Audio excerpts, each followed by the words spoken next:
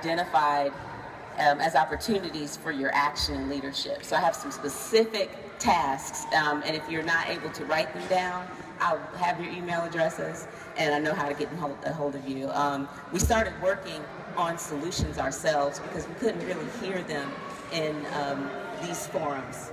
And so we've been working on unifying our neighborhood peacemaking, as Ms. Ali's discussed, reconciliation, air and water quality, and economic empowerment, and food justice, healing, education. We are busy and exhausted.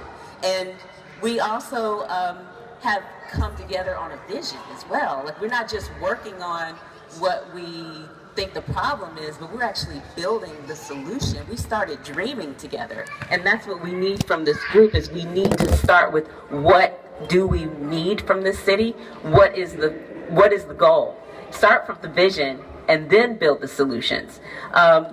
We already know the bad news. It's obvious to us, and it's evidenced in the recent findings. Though this is the wealthiest major city in the state, the gap between the privileged and low-wage earners is widening, and housing availability for the cash-strapped has been in sharp decline in the last decade. It's getting to the point where people who serve within the city are unable to afford to live in it. That is not a city. That is not a city. That is a fiefdom. And why this is so is summarized in the title of a recent report from the North Carolina Poverty Research Fund. Please pick it up. It's at Crisis Assistance website. It's called Economic Hardship, Racialized Concentrated Poverty, and the Challenges of Low-Wage Work. The cause of all that would be summarized in a yet-to-be-released report. I would call it access and labor exploitation, racialized concentrated wealth, and the mortal cost of being out of relationship with the people who build your assets.